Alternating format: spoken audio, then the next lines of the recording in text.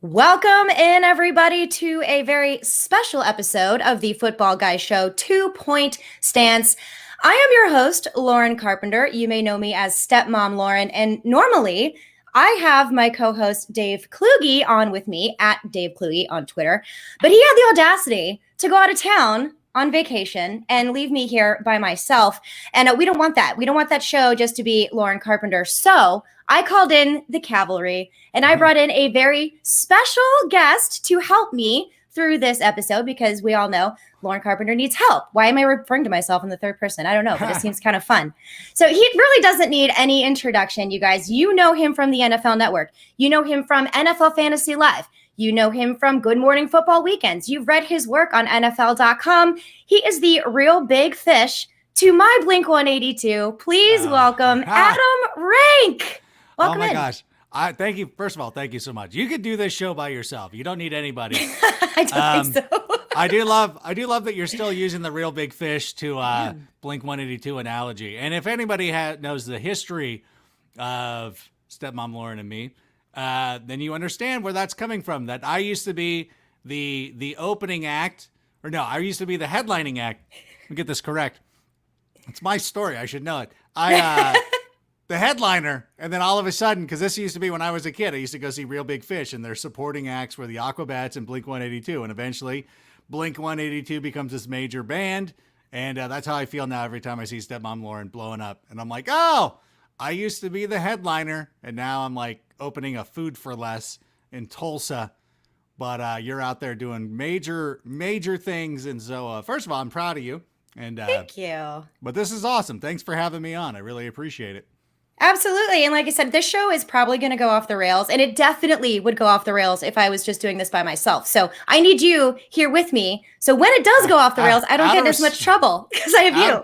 Out of respect, I was going to take this into a huge wormhole because I was going to talk about the time that I was there was a mosh pit for Blink 182. Like, I don't know why there was. They're not an angry band. Like, that's the most, placid, like, feel good. Like, that's just teenage angst. Like, early 20s, like, oh, this girl doesn't like me type of stuff. And so I don't know why we were moshing, but I didn't go down the rabbit hole with that story about being at the Palladium and all that stuff. So I'll save that for some other point, but I'm trying to keep us on track as much as possible.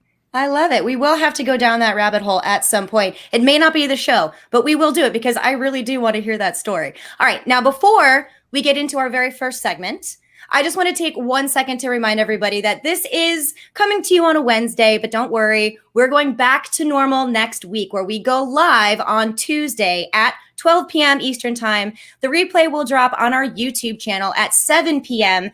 Eastern Time on our YouTube channel, which is youtube.com/footballguystv. Don't forget that TV there at the end. So please subscribe. And if you've already subscribed, tell your friends, bring it in. Let's have a party. Let's have some super fun because that's what we do here. And speaking of super fun, we're going to jump into our very first segment with Rank that I am calling Rank's Takes. Are you ready, my friend? Oh, I'm ready. Are you sure? I think so. Okay. I'm just want to make sure because when we dive into this, it's going to be like mind blowing. I hope. I think so. Yeah. I don't know. I always feel like I'm prepared.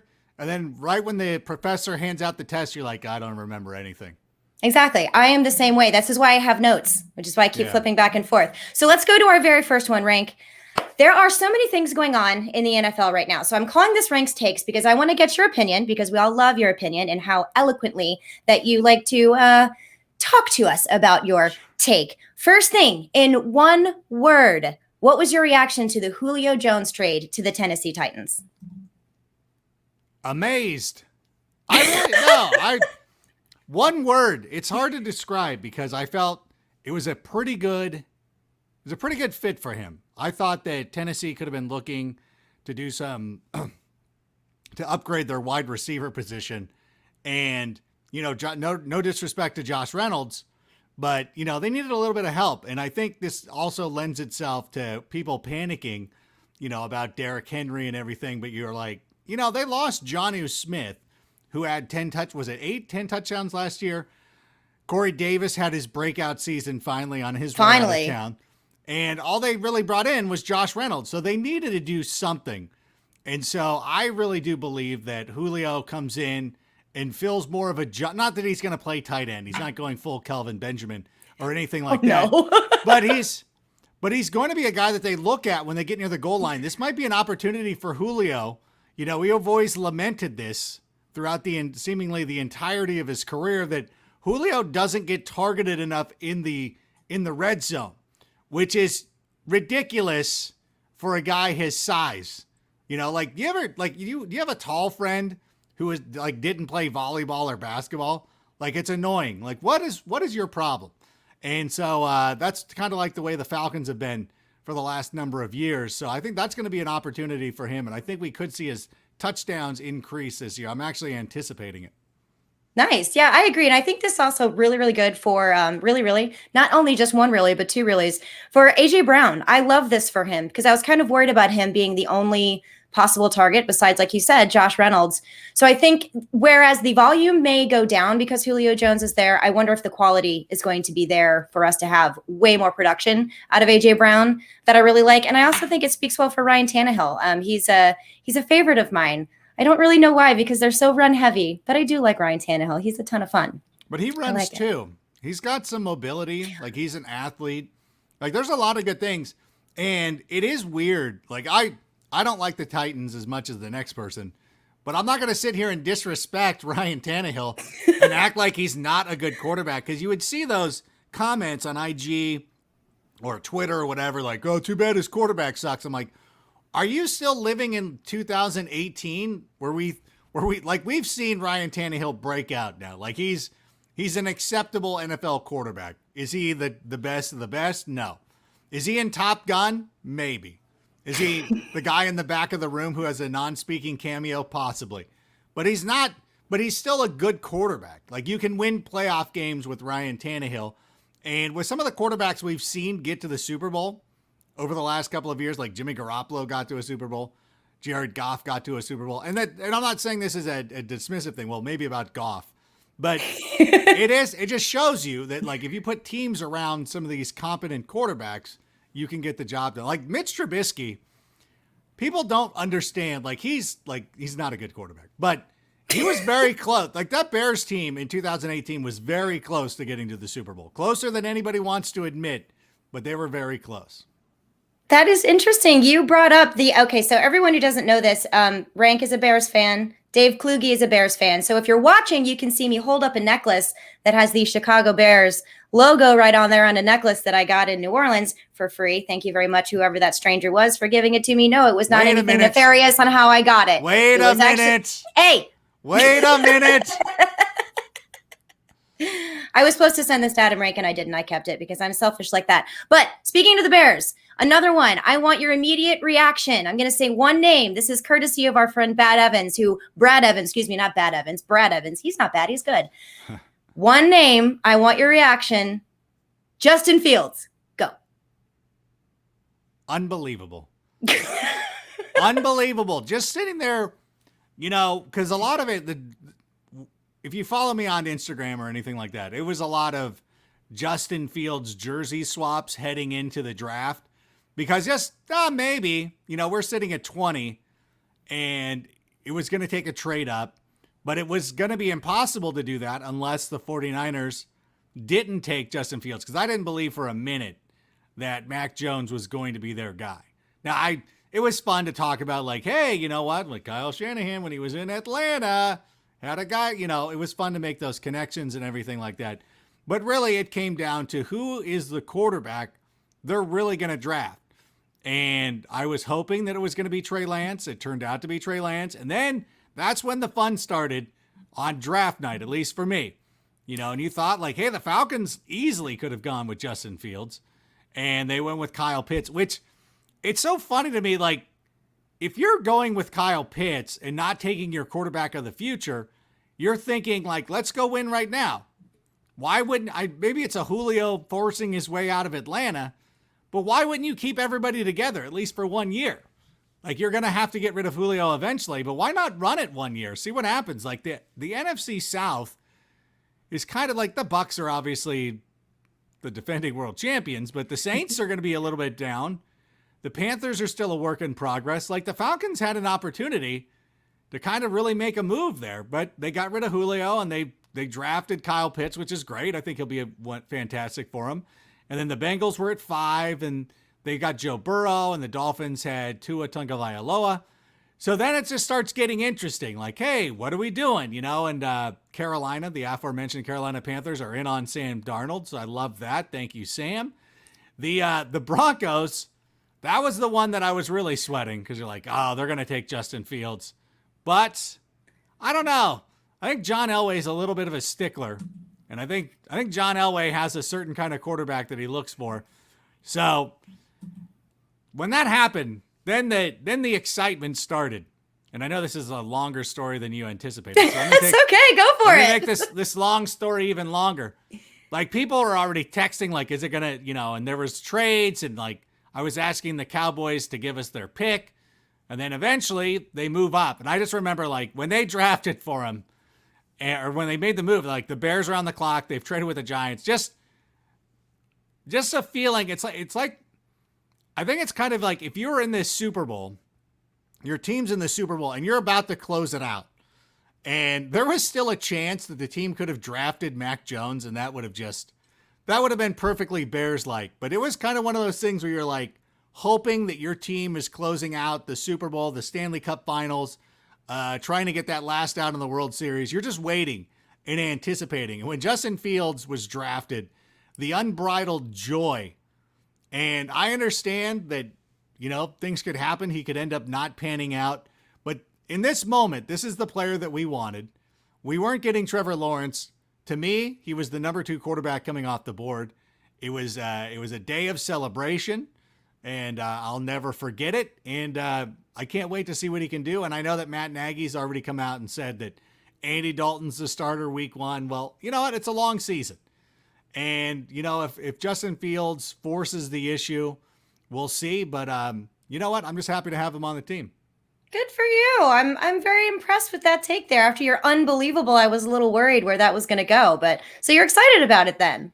I was already talking about, you know, my dad was born in, yeah, no, I'm just kidding. But no, it is tough, you know, for us Bears fans. And I've said this plenty of times. Like, the best Bears quarterbacks of my lifetime are McMahon, Cutler, and then it goes Walter Payton on the halfback option, and that's it. I know some fans will talk about Eric Kramer or whatever, but it's like, you know, he's a Lion to me. So, not lying, but a Detroit Lion to me. Those guys were whatever. They weren't good quarterbacks. So, it's exciting to be thrilled to have a quarterback, because like, anytime they drafted a quarterback, even Cade McNown, who played at UCLA, I thought that guy, man, I hated that pick.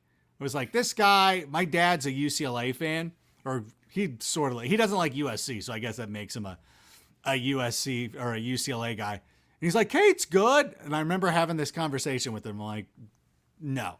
Like, they folded in that game against the Hurricanes, and it was a harbinger, whatever. He's Harbinger. I say Harbinger. It was a omen of what was to come with that guy. Plus the whole thing, like the handicap parking placards. Like, dude, you can't trust a guy like that. It's garbage.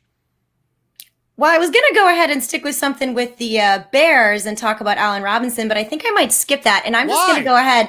Well, okay, we can do that real quick, but I do want to get your take on another one I think is a little bit of a sensitive topic for you. But we can. Let's go ahead and talk about Allen Robinson. So he did not show up for the voluntary training camp, right? Voluntary workouts he didn't show up for, but he is showing up for the mandatory training camp. What do you think is going to happen with Allen Robinson? How do you see it playing out? What do you want to have play out? Well, what's going to happen is he's going to play out this contract, and he's probably going to leave at the end of the season. I don't want to see that. I am on record thinking it would be a great idea to extend Allen Robinson. I know that, you know, we've seen a lot of teams having to make tough decisions. The Falcons with Julio Jones, for instance. And a lot of these receivers move around. But to me, once we finally got the quarterback situation settled, don't we owe it to Allen Robinson to give him the opportunity to play with him long-term? Like, sign the long-term deal. Like, to me, the salary cap is always a myth. Like, I just feel like it's an excuse that people bring up to not pay players because for some reason the Chiefs have signed 90 people this offseason, even though they were allegedly over the salary cap. So I don't understand it. I don't, to me, it's kind of like when you have kids. Now, when people ask me to do things like, hey, can you help me move this weekend? I'm like, I'm hanging out with the kids. I can't do it. But if they're like, hey, do you want to go play 18 at Arroyo Trabuco? I'm like, oh yeah, like I'll get a sitter. Like this will be great. That's the way the salary cap is for me. So I don't care. Good point. And anytime, and it's always the thing, like there's always some guy on Twitter who, whenever you say something like, hey, we should extend Allen Robinson. Now I'm saying this as somebody who doesn't work in the front office of an NFL team. I don't know how these things work, but as a fan, which is what I am, and it's my job, as a fan, I want to see him on the team. But then you got to have some guy who comes out, is like, the salary cap ramifications of like this. It's like, shut up. I don't want to hear that from you. You're not in the front office. You don't know the inner workings of this stuff. You're not a salary cap expert. It's like when you hand the cashier $100 bill and he's like, you're at Trader Joe's and he's inspecting it. I'm like, what are you, a counterfeit expert all of a sudden? Like, who are you? Like, oh, you're the guy from you're Leonardo DiCaprio. And Catch Me If You Can. All of a sudden, just sitting there. Oh no, I could tell you this. The font on the serial numbers here doesn't look accurate. I gotta tell you, I'm gonna have to reject this $100 bill. Yeah, it's a DB Cooper $100 bill. How'd you get it? All right. Well, I don't really know how this is going to play out, but I feel like this season has been filled with surprises. I mean, Julio Jones was kind of a surprise for me. Who knows what's going to be going on with Allen Robinson? They have a month to figure it out. So, snap to it. Let's, hurry up. We need to get these things figured out as fantasy managers. Obviously, the most important part about football, clearly and obviously. Speaking of surprises, I really want to get your take as the Bears fan, also as a fantasy analyst in this industry. What is going on with Aaron Rodgers? Like, what is happening here? And what is your take on that? I think Aaron Rodgers should stand strong. Like, I'm sure you do. Hold out. Show him who's boss. Like, they got lucky. Like, the Packers have really talked themselves into being this model organization that everybody aspires to be. And it's like, no, that's really not the case. Like, the Packers really do believe, like them and their fans really do believe that they're the LA Lakers of the NFL. And it's like, bro, you're the Clippers. You're the Dallas Mavericks. You've had these generational talents at quarterback, and you've had just 2 Super Bowl wins. Like, that's like, I understand that Tom Brady has kind of broken the curve. Like, you can't judge his curve. Like, when I was in history class one year, I broke the curve and all the students hated me. But the teacher was like, no, we'll throw your grade out and then I'll curve it off the next highest. But it was a US history class. And the number 2 person was our foreign exchange student. Like, how is she number 2 in this class? You know what's funny? I'll never forget this. It was a class. It had 500 total points for the entirety of the semester. And I had kind of gotten into trouble a little bit. No, you? Yeah, I know. What? So I was always an A3 guy. Like, A is your letter grade, and then you get a 1 for model behavior, 2 for like acceptable, 3 is for like needs improvement. And then I'm using this in my day-to-day life. Okay, yeah. Continue. A3. I'm an A3 guy. So I had gotten in trouble one time because we were taking a test and I had a note card and I handed it over to this kid named Mike Reynolds who was sitting next to me. And of course, Mr. Smith catches me. He's like, where's your note card? I'm like, I threw it away. And he goes, well, go get it. And I'm like, over in the trash can, like whatever. And I walk back. Mike Reynolds does not hand me the card back, by the way. So I'm just sitting there. So he's like, all right, see me after class. The teacher knows what's going on. And he's like, why are you helping him out? Like, you're not doing him a service. Why are you helping him out? I'm like, hey, dude, like, Mike Reynolds is one of the most popular kids in school, and I'm not. Like, I'm not. Like, I played sports. And the vice principal didn't know who I was. She's like, oh, She's like, do you go here? I'm like, yeah, I'm on the Okay. basketball team. Oh, okay. So I'm like, I don't think I could sink any lower, but I can't risk damaging my reputation further by angering Mike Reynolds. So he goes, okay, cool, like no big deal. He's like, I'm not gonna ding you or anything. So at the end of the semester, he comes out and he goes, okay, listen, everybody. He's like, I grade on a curve, and everybody goes nuts. Like, oh, this is great news. He's like, yeah, so instead of the 500 points, I take the highest score and I grade off that. And he goes, the highest score was Adam Rank. And everybody's like, okay. And he's like, who had 495 points. That's the curve. And people were pissed. My gosh. Mike Reynolds was going to kill me. And by the way, for the record, the only reason I missed 5 points is that you had to bring in a current event periodically. I was a day late on mine. I lost 5 points. And then so Mr. Smith goes, he's like, I'm just joking. And I go, did I not get 495? He's like, no, you did, you lunatic. But he's like, nobody's ever done that. So he's like, that doesn't count. So he went with the foreign exchange students. He had 412 points. And everybody was like a little bit more relieved. There was another guy named Ricky who I think that guy was legitimately going to hurt me. But he was a 12th grader in an 11th grade class. And then afterwards, Mr. Smith was like, hey, that's for giving Mike Reynolds your note card. And you got to join the honors class next semester. So I don't even know what the question was. So that's my Aaron point. Rodgers. That's my point. So Aaron Rodgers, like that, but they just feel like they're just such a good organization. Like, hey, look at us. Like, oh, if we, even if we didn't have Aaron Rodgers, we'd still be a pretty good football team. It's like, no, you wouldn't. You wouldn't. Like, I've watched it. Like, I've watched it happen with the Bears. And you can sit here and tell me how great your defense is. But you don't understand what it's like having a team where if you fall behind, you're not going to win. And I think that's where the Packers fans would be in for a rude awakening. Like, if you're down, if Jordan Love gets down 10 points, you're not coming back. You're not going to win those games. And that was the problem with the Bears. And that was when you go back to the 2018 season, everything, when you're one of those teams that's like, we're just going to go on defense and a terrible quarterback, every little thing has to go your way. And for the Bears, it was a double doink. Like, yeah, we were very close to threading the needle, but a double doink against the Eagles cost them the whole season. And so the Rams were able to thread the needle, and then Goff just couldn't get them over the hump in the Super Bowl. Even Jimmy Garoppolo, he was on the cusp of possibly being a Super Bowl MVP. So when you have this quarterback that can cover up a lot of the blemishes that you have, you don't know what it's like until you've lived that life. And the Packers fans have it. And you know what? I invite you to check it out and to see what it's like. And, if they think that they're going to sweep the Bears with Jordan Love, that's not happening.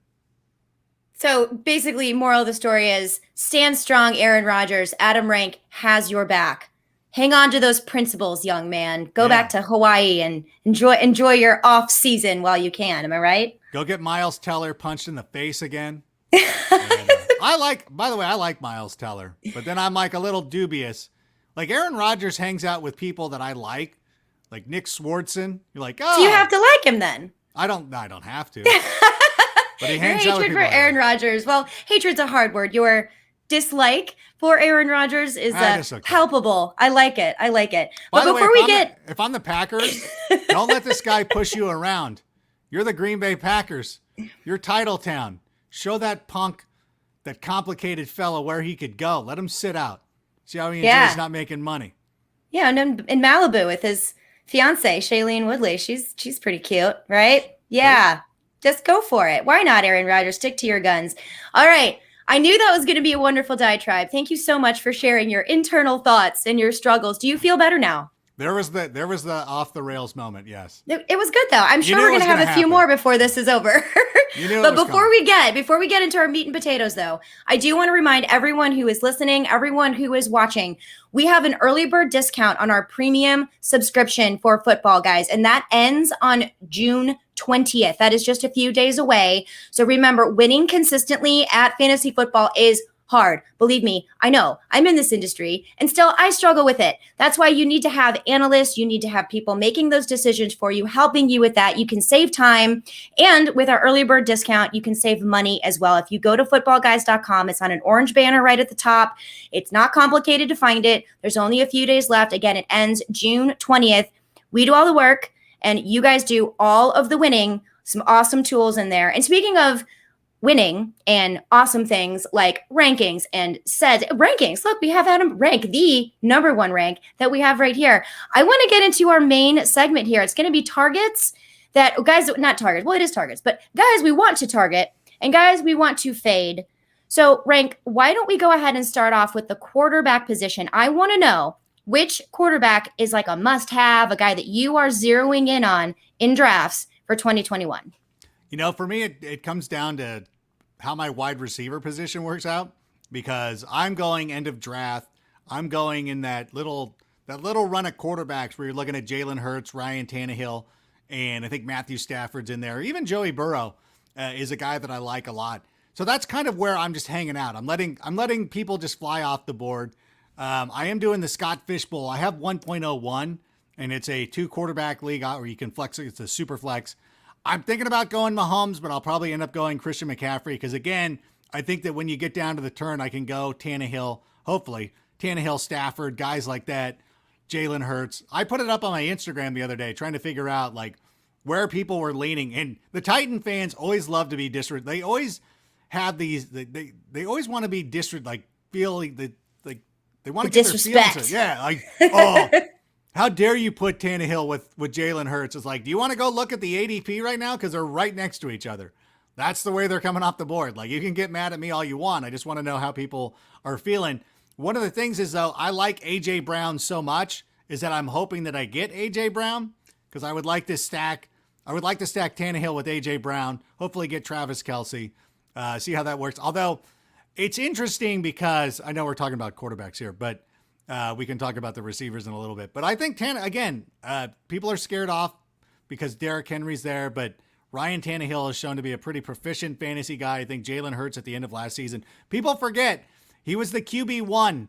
Like, everybody had him ranked as QB1 against the Dallas Cowboys in Week 16. And had that non-fumble been ruled a non-fumble, he would have had a pretty good game. Although I had him number 1, I had Tom Brady number 2. I actually had both those guys on one team. And I'm like, well, if I have Jalen Hurts as my QB1 this week, I got to start him over Tom Brady. And then instantly regretted it after Tom Brady threw six touchdowns in the first half or whatever that garbage was.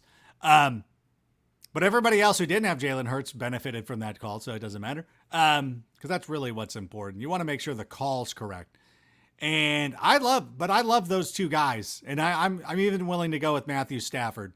I really do believe that this is going to be, I'm out in Southern California, so we're starting to see a lot of the, like, Sean McVay is so excited for Matthew Stafford. Like, Sean McVay just went through a very public breakup and what's interesting to me is, like, the 49ers and the Rams were very, like, not satisfied with the relationships they were having with their quarterback. And the Rams were very direct. They just broke up with Jared Goff, sent him on his way, shacked up with Matthew Stafford immediately, and we're like, very quickly, cool. Yeah, and the 49ers with Jimmy Garoppolo won't let him go, but then they're hanging out a little bit too much with Trey Lance, if you know what I'm saying. Like, oh, why is Trey Lance always over here? Like, what is going on? So it's interesting to see the way that those two teams have handled their quarterback situation. But those are some of the guys that I really love. Awesome. Okay, so I like that late round kind of quarterback. That's usually what I like to go for too. I like the value for the more difficult positions like running back that get super thin really early. I like to do that same thing. So you were talking about how you're going to watch everyone else just kind of go crazy.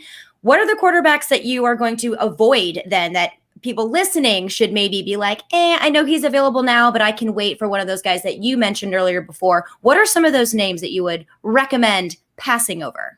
Well, a lot of it's going to be quarterbacks recommended on the price, not anything to do with the individual. Like, for instance, Kyler Murray is a quarterback who I like, but at the same time, last year he wore down.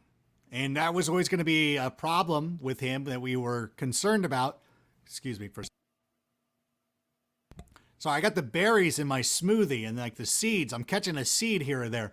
But the thing with Kyler Murray is the way that offense faded down the stretch, where they averaged like 9 points per game over that stretch where they went 2-5 to close out the season. Kyler Murray, I believe it was, he had a one rushing touchdown and one passing touchdown in 8 of his first 9 games. And what was it? 27 total touchdowns in his first 9 games. He had 10 over his last 7.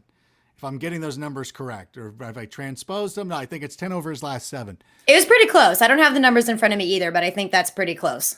But it's really something that concerns me. And you would have to have another quarterback that you would be willing to go with in that spot, because we see Russell Wilson do the same thing as well, where he starts to fade down the stretch.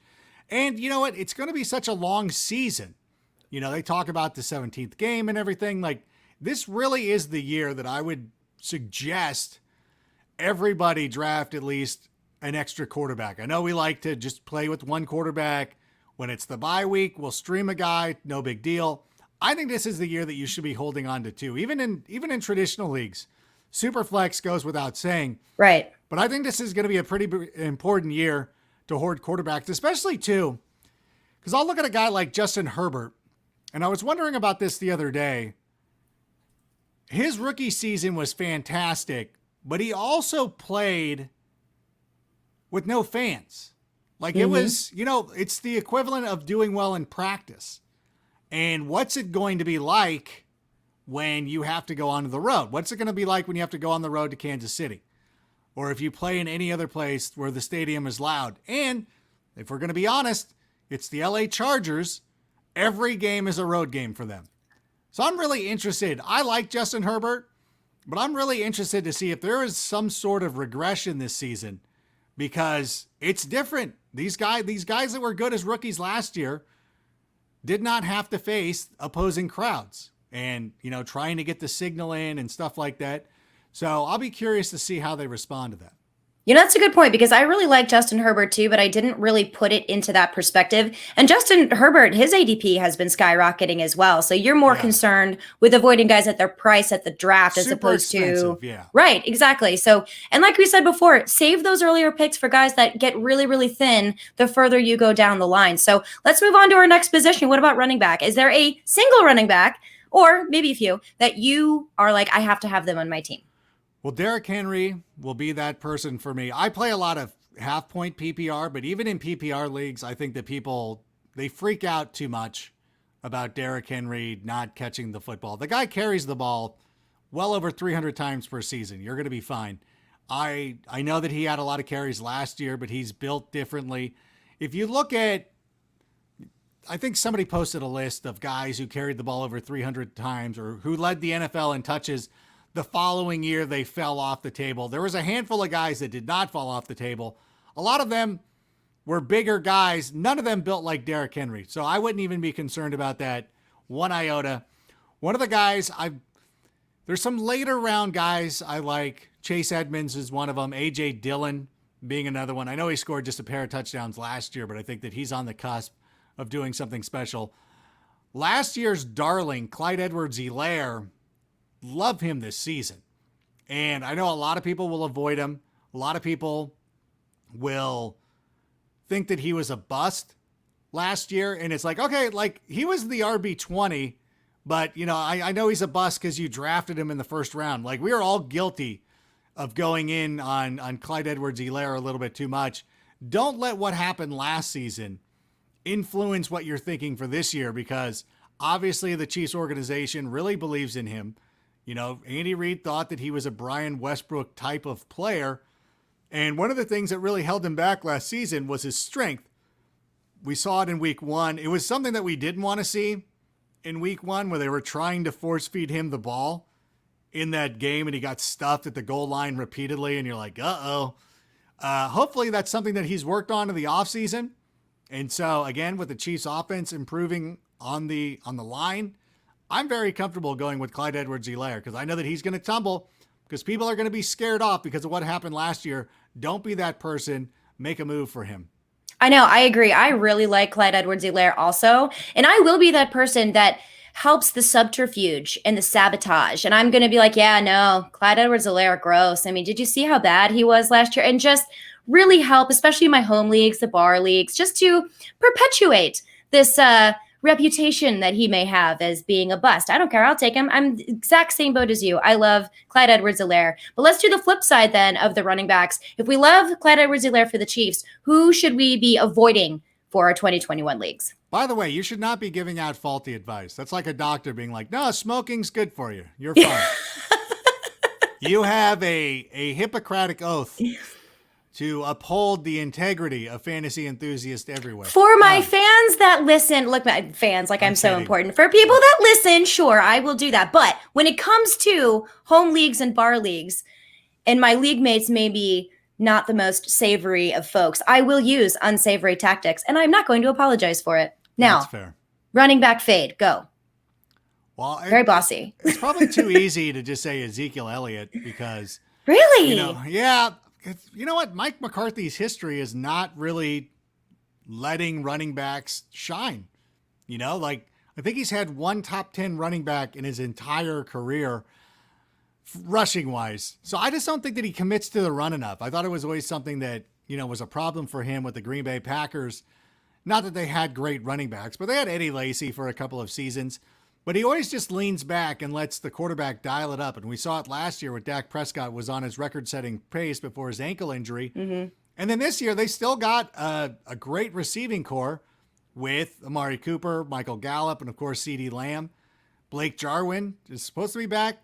So I think that Zeke is still kind of ushered in to that upper echelon of, running backs of, oh, yeah, I'm in the first round. I would go with Ezekiel. I'm like, yeah, I don't know. That's too much. That's too much of a price for me. Interesting. I just feel like if I was at the back half of the first round and I was put into a position where I had to choose between Ezekiel Elliott and Travis Kelce or one of the wide receivers like A.J. Brown or Tyreek Hill or somebody like that, I'm going to go pass catcher before I would go with Ezekiel Elliott. And I would want Ezekiel Elliott at the proper price. The thing is I just don't think that I'm going to get it. That's interesting. So you would be willing to take a shot on Zeke if he maybe fell to second round, second round, early second round? That's always relative. If he falls to the fifth round, of course, I'm all over Zeke. I'm all over it. Sign me up. I would probably have moved on unless it was really late. If it's a real severe stumble, I would probably go with Zeke. But yeah, I just know already, there's just certain things. It's cars. If you're shopping for cars, you're like, hey, I'm never going to get a Tesla for $12,000. So why even put it out there? Why even think about that in the universe and be like, I'm going to get a Corolla, whatever. But you just know how your life is going to shake out. So I don't know. That's just me.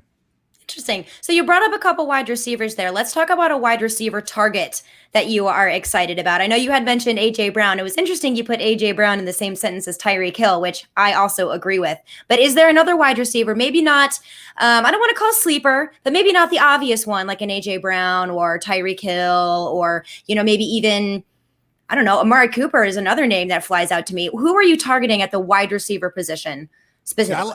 I like CeeDee Lamb more than I like Amari Cooper. Yeah. And I think that this is going to be the year that CeeDee Lamb kind of breaks out. We've seen it. He didn't break out already? All right. Kind of. Yeah.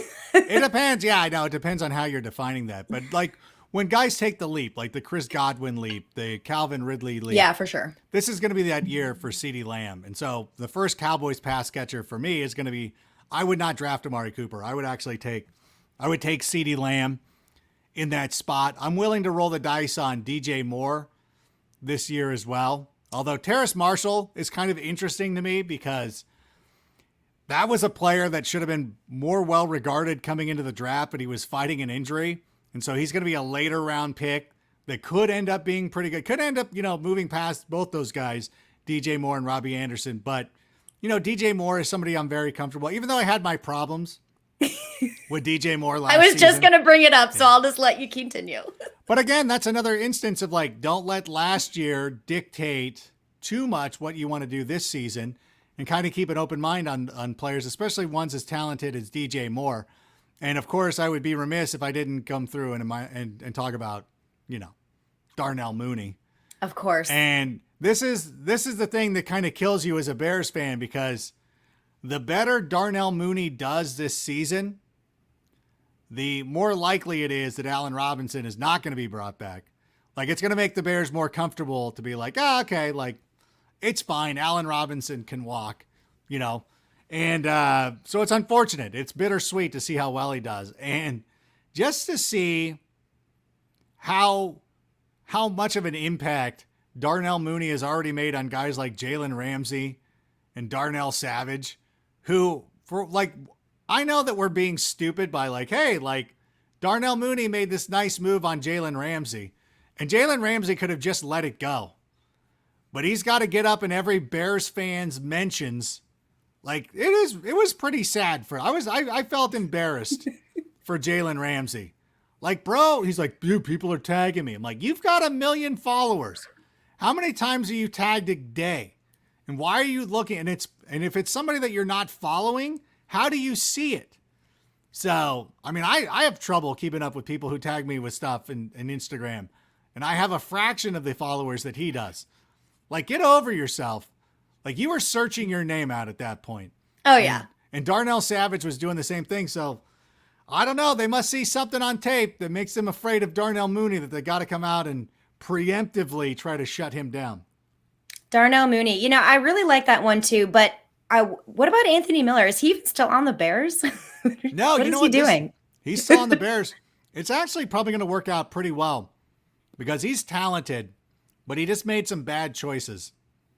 And hopefully, after being warned too, what game was it? They're like, watch out for, I know I can't even remember the defensive guy's name. Yeah, and he just kept getting, I think, yes. And he kept getting in people's faces and he still fell for it. And yeah, bye-bye, see you later. It's tough. You know how it goes. And yes, my time in the NFL, I know how it goes. It's stressful out there. Well, you get it with, like, I have children, you have stepdaughters, you know, it's like, hey, wise choices, everybody. Like, wise choices. Like, it's easy for them. They're not bad people. They just make an unwise choice. So that's what Anthony Miller did. And it's, you know, hopefully this offseason, the Bears were like, okay, we'll try to trade you. Oh, guess what? Nobody wants you. So your choice now is to be better and not get so emotional out there and go out there and make plays that we know you can make. So this could be something that turns around his career. I really hope it does. And that's me as an optimistic Bears fan talking about that. But it really could be that kind of situation. So I'm anxious to see how he responds to it. I agree with you too. I think a lot of us, I know me specifically, I was excited to see how he would do last year because I think both you and I were excited to see him take a step forward last year, but it wasn't as exciting as I think it could have been. And so hopefully this is going to be the year for Anthony Miller, but you can't quit DJ Moore, just like I can't quit David Johnson. Just admit it. Which wide receiver are you going to be fading this draft rank? Nice. I just skipped right over that little barb I threw in there. No, I got it. I did say Amari Cooper was probably going to be one that I wouldn't take. That's about it. That really is the list. Really? Like, there's no receivers I look at and like, nope, can't draft him. Mm-hmm. Like, there's guys I would prefer over other players. I think that I just have my rankings a little bit different. Like, I'm not avoiding Devontae Adams, but I think I'm going to end up going with A.J. Brown over him. You know what I'm saying? Like, wow, that's bold. I like it. Who's the quarterback? Unless Aaron Rodgers comes back. We don't want that, though. No. With Jordan Love, like, dude, I'm not playing that game. Yeah, it's really difficult for me. Like, if you look at the list, and I'm trying to check it out right now, like Tyreek Hill, want him, Diggs, yep, Ridley, AJ Well, let me Brown. ask you a question here. So with Jamar Chase going to the Bengals, because you and I both love Tyler Boyd a lot, but what is that going to do between Tyler Boyd, T. Higgins, and Jamar Chase? Yeah, I think it's going to be Chase. No, I'm eating. Sorry. That's all right. So Chase over Tyler Boyd, over T. Higgins, which one do you think is going to be impacted the most out of Tyler Boyd and T. Higgins because of Jamar Chase? I'm afraid it's going to be Tyler Boyd, and I don't like that because I love Tyler Boyd. Yeah, I think that we're going to end up getting T. Higgins on a discount, and I just feel like Tyler Boyd's just going to be a solid receiver. I think if you're a fan of the Bengals, you're going to be like, oh, Tyler Boyd's a stud. and he's going to make big catches for you. If you draft him in fantasy, you're going to be a little bit upset. He's probably not going to get into the end zone enough. I think Jamar Chase is ready to come into the NFL and contribute immediately, similar to what Justin Jefferson did last year. Mm-hmm. And I don't know. It's funny because I'm trying to remember too, the year after OBJ had his monster season, we all kind of were like, yeah, rookie receivers, we can trust them now. And then I don't think any of them worked out the year after OBJ. I got to go back. I'm trying to remember exactly who it was. I know that I think Kevin White might have been one of the guys that was drafted that year. But it was it's interesting. But the thing that I really like about Jamar Chase is like the quarterback he's got chemistry with already. So that's good news. You want to look for a defense that's going to give up a lot of points, which means they're going to throw the football an awful lot to just stay in games. That's going to give him the opportunity as well. So I really like him. I think it's a proper recipe for success. And it's really, kind of the reason why I like Joe Burrow too. When you look at those wide receivers, they did draft a lineman in the second round. They've done enough to protect Joe Burrow, I hope. Like I know that everybody's like, I can't believe they drafted him and they didn't draft Sewell. It's like Sewell didn't play last year. Like you guys were acting like this 20-year-old kid who didn't play football last year was going to save the Bengals more than this stud of a wide receiver that we just saw dominate in college football at a Power 5 conference level. Like, no, this is crazy to me. I think that the Bengals did the right thing, and I love Jamar Chase. Well, good. Yeah, I like Jamar Chase too. I'm very excited about him. So real quick, where we already talked about our fade there. We're going to get into tight ends, tight end targets and fades. I was so into this Jamar Chase and this conundrum that I almost forgot what I was talking about. But luckily, I have notes, and I did not. Tight end, real quick. What tight end are you most excited about this year? Yeah, I'm back in on Travis Kelce, Kittle, and Darren Waller. Those guys to me are great. I think Kyle Pitts should probably be the fourth tight end off the board. It's tough making the transition from tight end in the NFL. One of the big things is blocking, but I don't think they're going to ask Kyle Pitts to block all that much. They're going to use him like Julio. They're going to use him as a wide receiver. So I think you're pretty safe there. And obviously some of the guys that I'm not going to be drafting this year. Who did I just saw who I didn't want to go after? Bob Tunyon, who's going to regress. That's an easy one for me. Noah Fant, if they don't address their quarterback position a little bit more, Noah Fant is somebody I don't know that I can trust. I'm interested though to see what happens with TJ Hawkinson. With the me too. With the offense that they're running there in Detroit. Anthony Lynn might not have been the greatest head coach for the LA Chargers, but I think he's a pretty good coordinator. I think it's going to work out well for their running game. I think Jamal Williams is actually somebody to keep an eye on. But I think Anthony Lynn's a pretty good coach. And Hawkinson, kind of their top pass catcher. When you look at the way they're constructed, I know St. Brown is there. I just go like full, I pretend to be, like old-fashioned Egyptian, like Amon-Ra. Like I love saying his name because that's how I say it. And I don't even know if it's right, but let's go for it. That's the way it should be said. I know, Amon-Ra, St. Brown. Flows. Yeah. But TJ Hawkinson's their number one receiver out there, so I like him a lot. So, I don't know. I still just want one of those elite tight ends. I think Irv Smith's a pretty good I think he's got a pretty good opportunity with Kyle Rudolph gone. Yep. I'll throw Cole Kmet's name out there. Ooh, spicy. But I'm not sure how that's going to work out. But yeah, he's somebody to definitely keep an eye on. It's unfortunate that I think Jonnu Smith is actually not terrible for the New England Patriots either. Interesting. I don't like it. I don't like any tight end on the Patriots. I'm avoiding them completely except for Damian Harris, who's a running back. That's it. Or Jacoby Myers. I like him too as a wide receiver. But did you bring up your tight end fade? Did I totally miss that?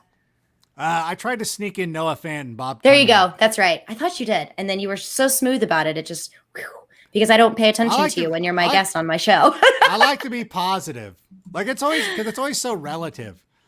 But you know what I'm saying? Like it's I know. Like even we're positive people though. That's how we roll. Like Mark Andrews isn't a bad player, but like where I see him going off the board, it's like, I might as well wait. I'll wait for Dallas Goedert at that point. You know what Oh, I'm I do saying? like Dallas Goddard too. I agree. Yeah. Awesome. Awesome. Well, Rank, thank you so much. Those are targets and fades from Adam Rank. And before we wrap up our show here, we are going to do what we do every single week. And this one is very special to me. This is a Football Guys spotlight that we are putting on a very good mutual friend of both of ours. I always get the side wrong. Both of ours. He is in a league with us. His name is Kyle Robert. And if you're not following Kyle Robert already, please do. He is one of the nicest guys ever. You can find him on Twitter at Notorious KRO. He is the editor-in-chief of FakePigskin.com. And if you've ever heard me talk about any of my trials and tribulations of getting to where I am now, I've had to rely, and been lucky enough to be blessed with people I can rely on in this industry. Adam Rank, you are one of the biggest. Kyle Robert is another one, because my very first piece went to fakepigskin.com, and he was the one that helped encourage me to keep going. Adam Rank was the one that kicked my butt and was like, you need to start writing in fantasy football. You'll love it. And if it weren't for Kyle Robert, I wouldn't have a piece that was out there for everybody to enjoy. And that turned out to be a week long, each week, season long. That's what I meant to say. One of those kind of gigs, if you will. And it got me really rolling in this industry. He's such a nice person, such a hard worker. He asks for little in return. And he also has, actually I say little, he asks for nothing in return. He's like the most selfless person that I know. But he also has a podcast called Angle of Pursuit, which I have been on before. It's a great listen. And in fact, next week, they are having Matt Harmon on as a guest, which is super exciting for Kyle. We love that. So again, make sure you're following him. You can find his podcast, Angle of Pursuit, on any podcast platform. Give it a listen. Give him a follow.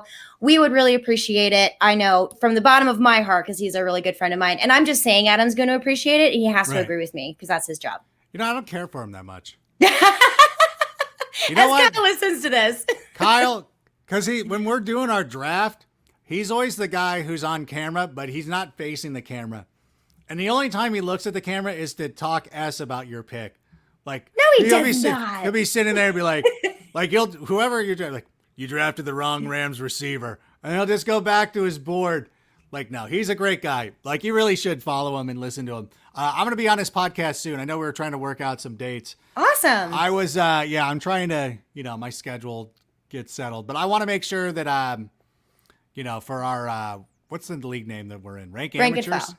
Rank and File. Like that. We can literally, we can make up a name right now and it'll stick. Nobody would know. But for the Rank and File. Nobody would know. Like, I didn't want to double up on Rank and File league mates in 1 week. So I'll be on his show too. So, but listen to the one with Matt Harmon. Matt Harmon's amazing.